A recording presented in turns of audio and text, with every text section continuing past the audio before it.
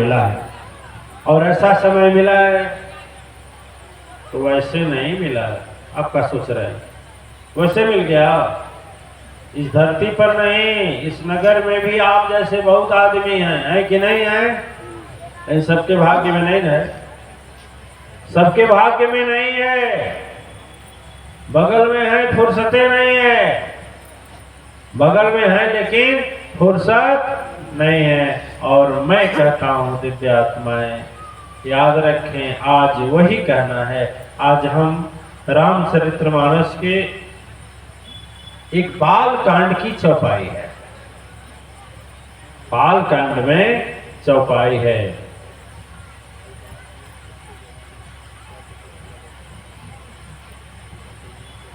उसी से हम लोग आगे बढ़ेंगे। पद पाई मदता के ही नाही, के ही जन्मा सोई विधि न नसाए।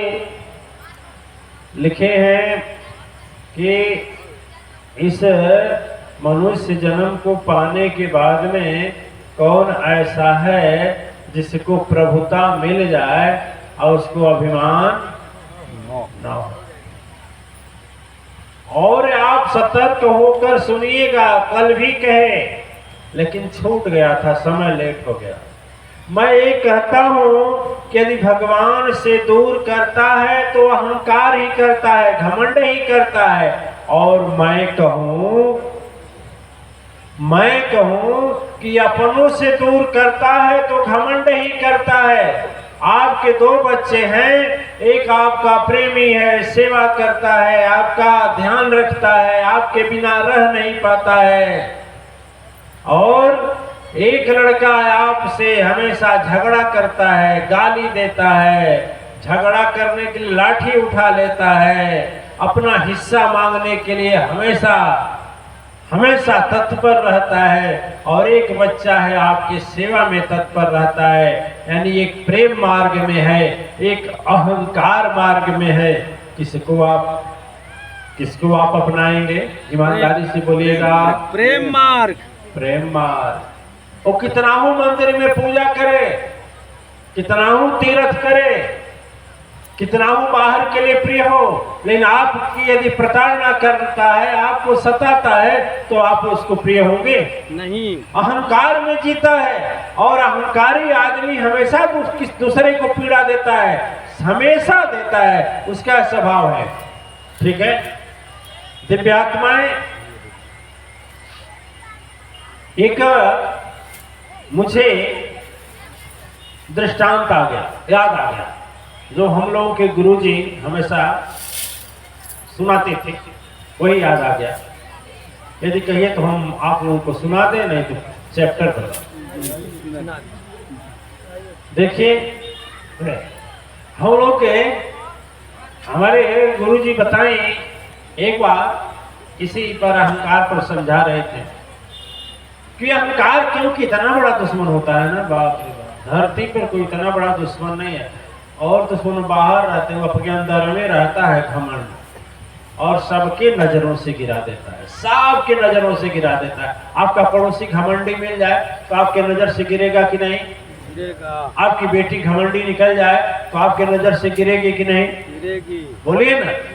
यहाँ तक कि पिता भी घमंडी मिल जाए तो वो भी नजरों से गिर जाता है, नहीं गिर जाता? हराड़ा कसम घमंड ही था ना, उसके पास घमंड ही था कि मैं ही भगवान हूं, मुझसे बड़ा कौन है। गिर गया कि नहीं भक्त प्रहलाद की नजर से? बोले माता ही हो, घमंडी मिल जाए, तेजस्विनी बन जाए भले ही, लेकिन अहंकारी मिल जाए तो क्या वो आपको भाएगी? कई भाई भरत जी को नहीं ना भाई। याद रखिए, जब अहंकारी भाई भी मिल जाए तो क्या आपको भाएगा, जमेगा?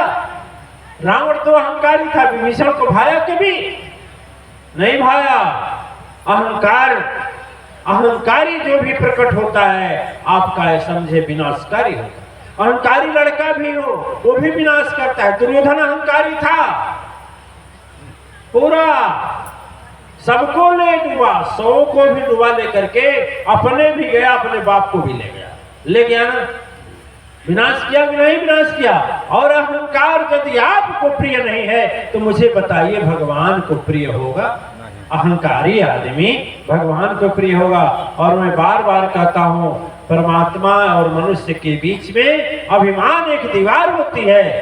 मायाद शक्ति के और भक्त के बीच में अहंकार एक दीवार होती है।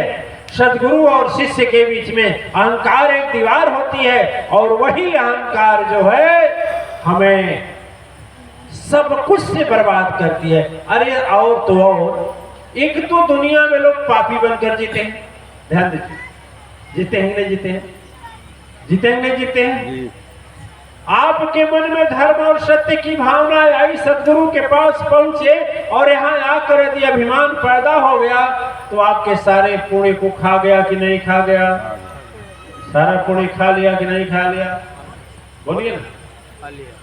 अहंकार ऐसा होता है। तो हमारे गुरुजी बताती थी कि एक गुरुकुल आश्रम था। उस गुरुकुल आश्रम में एक गुरुजी थे और गुरुजी बड़े ज्ञानी थे।